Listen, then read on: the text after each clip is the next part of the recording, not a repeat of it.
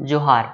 हम लोग साहेबगंज चौकीदार का क्लास कर रहे हैं और ये साहेबगंज जीके का जो स्टैटिक पोर्शन हम लोग कंप्लीट कर रहे हैं उसका 12वां लेक्चर है और अंतिम लेक्चर है।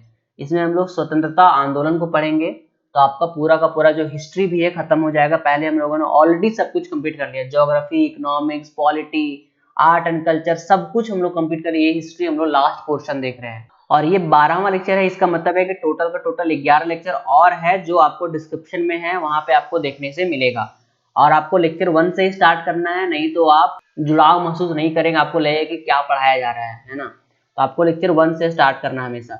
और इसके बाद मैं क्या कराऊंगा, आपको करंट अफेयर कराऊंगा, साहेबगंज के करंट अफेयर, क्योंकि साहेबगंज के करंट अफेयर से क्वेश्चन रहेगा। और करंट अफेयर सिर्फ ऐप में आएगा, वो यूट्यूब पर नहीं आएगा, क्योंकि काफी मेहनत लग रहा है यहाँ पे। बहुत सारे टाइपिस्ट को इन्वॉल्व किया जा रहा है आपके लिए कंटेंट बनाने के लिए, ताकि एक अच्छा कंटेंट आपके लिए मिल सके। तो अगर आपको कोर्सेज को ज्वाइन करना है जिसमें आपको साहेबगंज जीके तो मिलेगा ही मिलेगा, साथ में आपको करंट अफेयर भी मिलेगा, एमसीक्यू का आपको पीडीएफ भी मिलेगा और यहाँ पे टेस्ट सीरीज भी आपको मिलेगा। हर चीज मिल जाएगा आपको यहाँ पे, है ना। और फी तो आप लोग बहुत ही कम मैंने रखा हुआ है, इतना फी में तो लोग ट्यूशन में नहीं कराते आजकल। और अगर आपको साहेबगंज के साथ खोरठा भी इंक्लूड करना, जो कि पैकेज हो जाएगा 50 नंबर क्वेश्चन का, वो सारा आपको अवेलेबल हो जाएगा हमारे ऐप पर। तो अभी जाइए और ऑफर का लाभ उठाइए। हम लोग अब क्लास की तरफ आगे बढ़ते हैं। तो आज हम लोग स्वतंत्रता आंदोलन पर देखेंगे। स्वतंत्रता आंदोलन में हम लोग वही देखेंगे जो साहेबगंज के दृष्टिकोण से इंपॉर्टेंट है। हम लोग पूरा का पूरा गांधीवादी हम लोग यहाँ पे नहीं पढ़ने वाले, क्योंकि हमारे जरूरत वो नहीं है। ये छोटा लेक्चर होने वाला, बहुत ज्यादा इसमें है नहीं हम लोग को।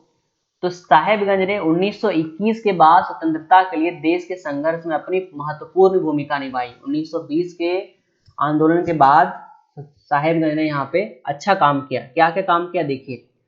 साहेबगंज के पहाड़िया और जंगलों में रहने वाले एक आदमी थे, लंबोदर मुखर्जी। वहां पर वो क्या करते थे, वो जितने भी लोग वहां पर लोग रहते थे, चाहे वो पहाड़िया हो, संथाल हो, उनको वो उत्साहित करते थे और लोग को बोलते थे कि देखो भाई, तुम्हारा क्या काम है, तुम वास्तव में हो क्या, हम लोग को असल में आजादी चाहिए, ये अंग्रेजों के पिट्ठू बनकर हम लोग नहीं रह सकते। ये लोग पूरा समझाते थे, देशभक्त का वो काम करते थे। उसके बाद जब 1930 ईस्वी में सविनय अवज्ञा आंदोलन हुआ और नमक सत्याग्रह आंदोलन हुआ, जिसमें डांडी आता था, तो उस समय पूरा भारत साथ में था। उस समय साहेबगंज भी साथ दिया। साहेबगंज ने भी विदेशी कपड़ा और शराब का बहिष्कार किया। पूरा का पूरा होली जलाया गया, मतलब जो कपड़ा विदेशी उसको जला दिया जाता था, यहाँ उसको बोला था होली जलाया गया।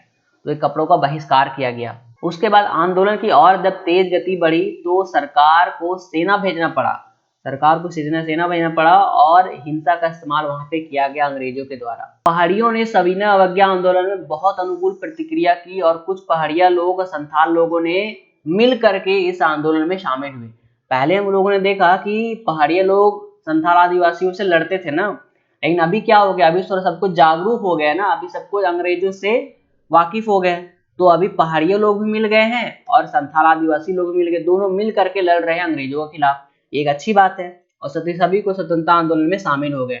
1942 का जो भारत छोड़ो आंदोलन था, वो पूरे संथाल परगना में फैल गया था। पूरे संथाल परगना में, सिर्फ साहेबगंज में नहीं, साहेबगंज के साथ साथ पूरा का पूरा संथाल परगना में फैल गया था। इसी के लिए 11 अगस्त 1942 ईस्वी को साहेबगंज में कर्फ्यू लगा दिया गया था। ये क्वेश्चन पूछा जा सकता है कि भारत छोड़ो आंदोलन के समय साहेबगंज में कर्फ्यू कब लगाया गया, तो अब बोले 11 अगस्त 1942 ईस्वी को लगाया गया। अब बात करते हैं 12 अगस्त को 1942 में गोड्डा में एक जुलूस निकाला गया। पूरा का पूरा 11 अगस्त को तो कर्फ्यू था, 12 अगस्त को जुलूस निकाला गया और ये आंदोलन पूरी तरह से आग की तरह हर जगह फैल गया। जैसे पूरे भारत में था, वैसे हमारा संथाल परगना एरिया में भी था। इस प्रकार संथाल परगना स्वतंत्रता आंदोलन में भी एक महत्वपूर्ण भूमिका निभाया और अंततः 15 अगस्त 1947 को हमारा भारत आजाद हो जाता है और 15 नवंबर 2000 को हमारा झारखंड अलग हो जाता है। और जब झारखंड अलग हुआ था उस समय टोटल 18 जिला था, बाद में 6 जिला बना, है ना। तो ये सब चीज आपको कंप्लीट याद होना चाहिए। तो ये पूरा का पूरा लेक्चर आपका खत्म हो गया है, पूरा साहेबगंज जीके खत्म हो गया। अब मैं क्या करूंगा कि आपको साहेबगंज का करंट अफेयर शुरू करेंगे और एमसीक्यू का पीडीएफ आपको यहाँ पे मिलने लगेगा ऐप में, और कहीं नहीं मिलेगा। पीडीएफ जो स्टडी मटेरियल है वो आपको सारा कंप्यूटराइज यहाँ पे होता है। ऐसा नहीं कि मैं आपको हैंड राइटिंग यहाँ पे दे दूंगा, हैंड रिटन वाला सारा कंप्यूटराइज होता है।